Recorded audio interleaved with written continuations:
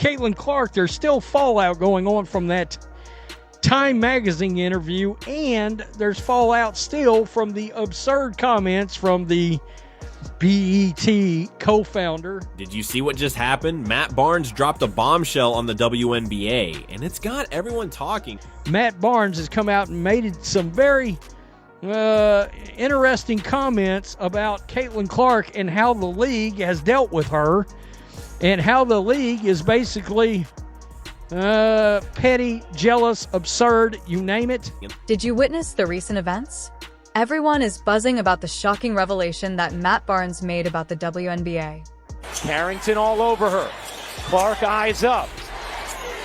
Bounces to Boston. Boston one-on-one with Jones will flip.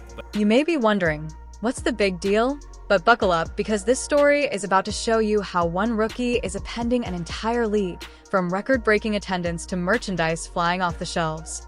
The NBA champion and podcaster didn't hold back when he criticized the league for its petty and jealous response to Caitlin Clark's success. There is no denying Clark's influence. It's just not Caitlin Clark. It's Reese. We have so much talent out there that has been unrecognized.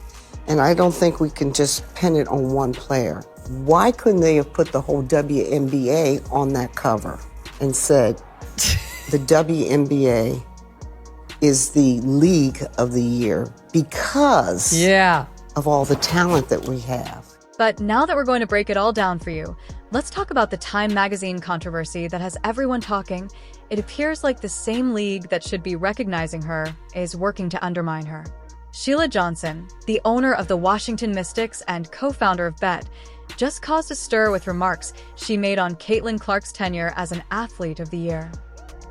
Let's take a second right now to have a moment of silence for Washington Mystics owner Sheila Johnson, who suggested that the WNBA as a whole should have been on the cover of Time magazine instead of just Caitlin Clark, who graced the cover last week, which is probably some of the stupidest shit I've ever heard.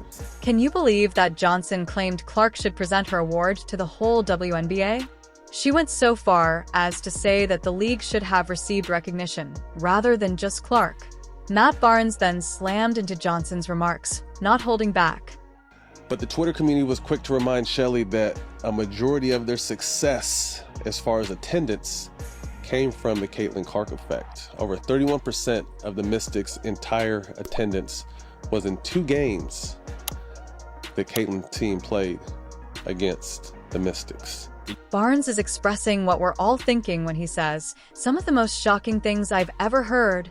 You may be asking yourself, what's the big deal? And wondering how you can try to lessen the impact of a player who is obviously contributing so much to the game. It's pleasant to share, but this is where things become really fascinating. Although Johnson is attempting to minimize Clark's individual accomplishments, the data paints an entirely different picture. The Sparks, the Aces, the Mystics, the Dream, all moved games when Fever came in town because of the attention that Caitlin and her teammates have drawn that last season. Have you heard that Clark has a mind-blowing effect on Mystics alone? Amazingly, just 2 games last season accounted for 31% of the Mystics' total attendance. And you know who played in those games? Caitlin Clark and her group. But it goes beyond that. Welcoming her in and understanding, oh crap, we're all going to eventually cash much larger checks because of Caitlin Clark. No, we're going to literally make it nearly impossible for her to even complete her rookie season. What does all of this mean for Clark's future in the WNBA? With numbers like these, you'd think the league would be throwing a red carpet for her, but instead we're seeing this strange push. Other teams were so eager to capitalize on the Clark effect that they actually rearranged their games to fit in with Clark's Fever team. That's right, the entire schedule was rearranged just to make sure Clark could play. When was the last time you heard that happen for a rookie?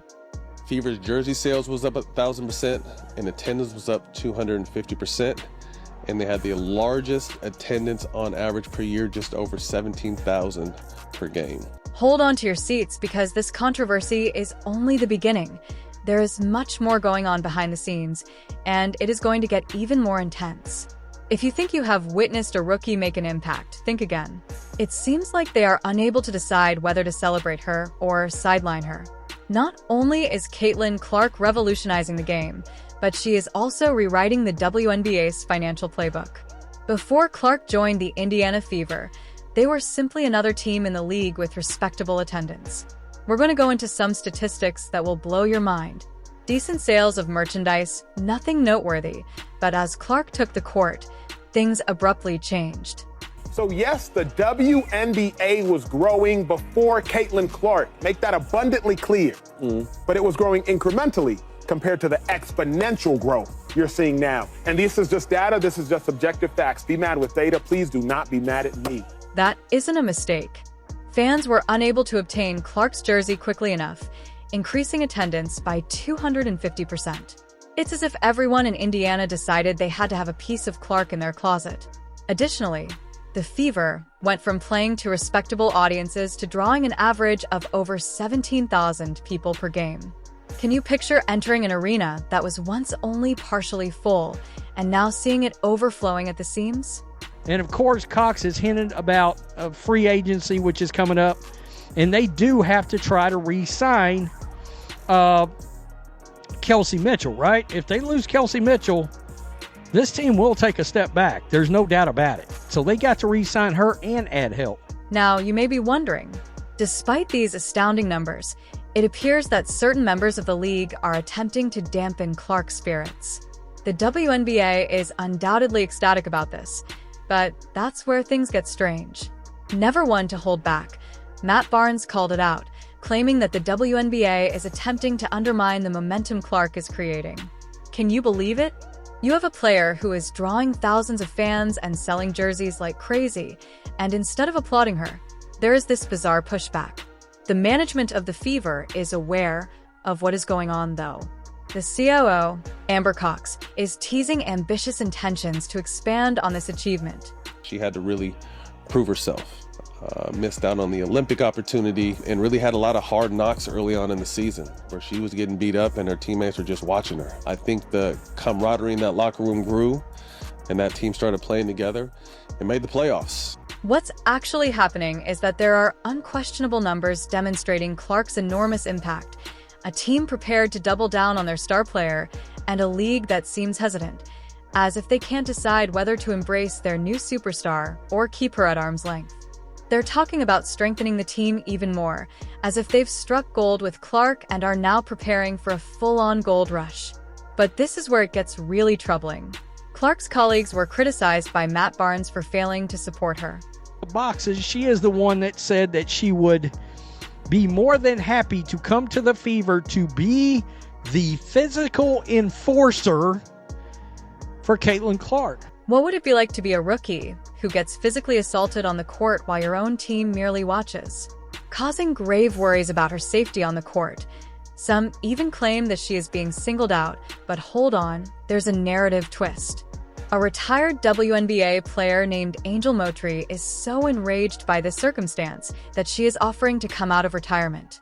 Angel also believes that she can be an invaluable experience to young players around the league. That's what players like Kobe Bryant and Michael Jordan did. They weren't afraid to be a leader. Yes, that's correct. This is about more than just rough play anymore. It's about the future of women's basketball, and a seasoned player is willing to put on her shoes to keep Clark safe. Caitlin has brought a ton of new opportunity, a ton of new eyeballs, and more money to the sport. So instead of downplaying the magnitude of who she is and what she's brought, enjoy the ride and take advantage of the ride and do everything you can do to show the fan base why they should have been watching before Caitlin came along. There's more to this story than meets the eye. The physical difficulties Clark faces on the court are only the beginning.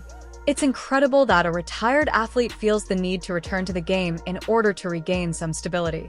While Clark has been avoiding elbows on the court, a much more significant game has been taking place off court. What if I told you that Matt Barnes is about to blow the lid off this entire situation?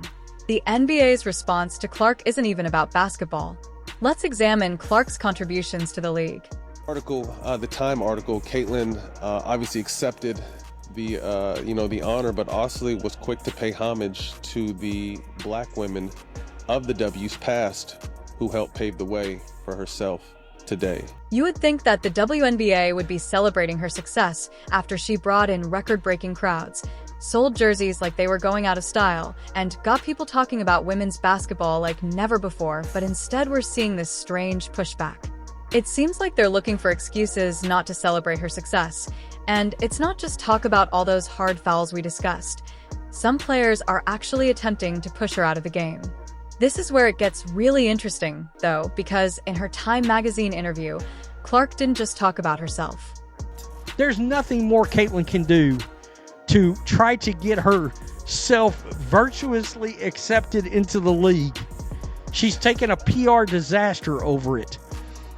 I don't think it's going to stop these players one bit from trying to take her out. She expressed gratitude to all of the Black women in the WNBA who served as her role models. She is honoring the players who came before her, but it appears that some of the league's players aren't doing the same. So what's really going on here?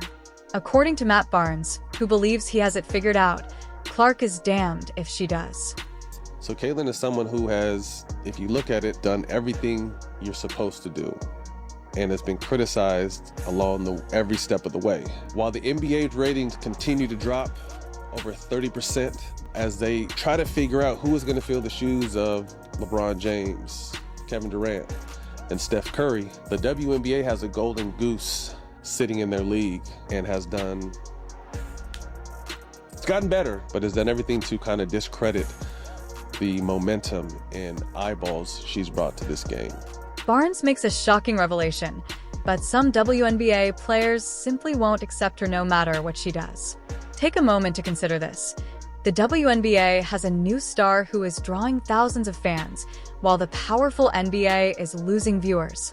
One season. From scoring to assists, from Indiana Fever franchise records to league-wide history, Clark didn't just enter the WNBA, she turned it upside down. According to Barnes, the WNBA has a golden goose in Clark, but they're doing everything in their power to undermine the momentum she's bringing. It seems as though they're afraid of change, even if that change means more fans, more money, and more attention for the sport. So, what's the deal with Caitlin Clark in the WNBA?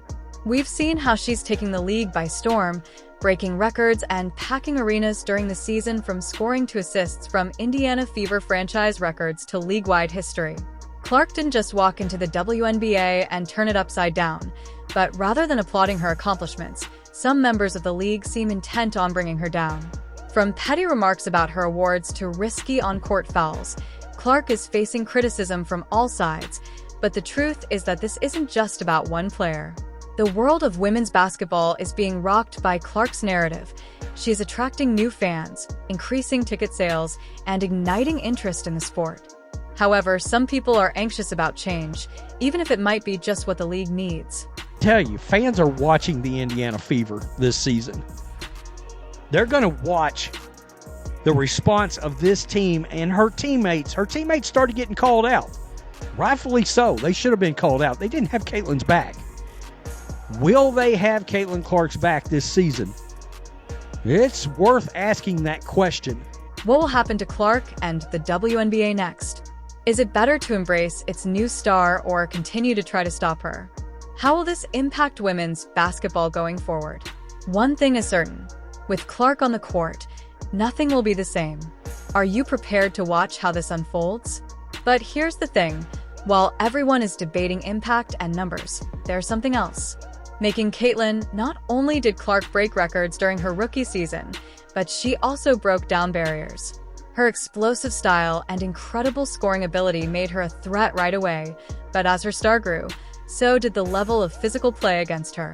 We're not talking about typical defensive pressure here. This is next-level stuff, and the Chicago Sky in particular seemed to be out to get Clark. Let's just look back. Diamond DeShields, of course, giving her the Ed Reed during the middle of a game, Chicago Sky game, just slamming into her like it's the NFL.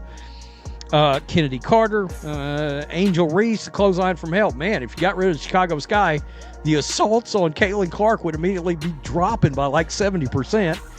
Dejanay Carrington multiple times. Diamond is used by players to protect Kennedy Carter. In addition to playing strong defense, Angel Reese and Joni Carrington were also calling some extremely aggressive fouls. Fever in the Chicago sky here from Wintrust Arena. The Fever really stretched out this one. Clark. In a startling moment during a game, the shield slammed straight into Clark. This wasn't a basketball move. Rather, it was more of a WW move.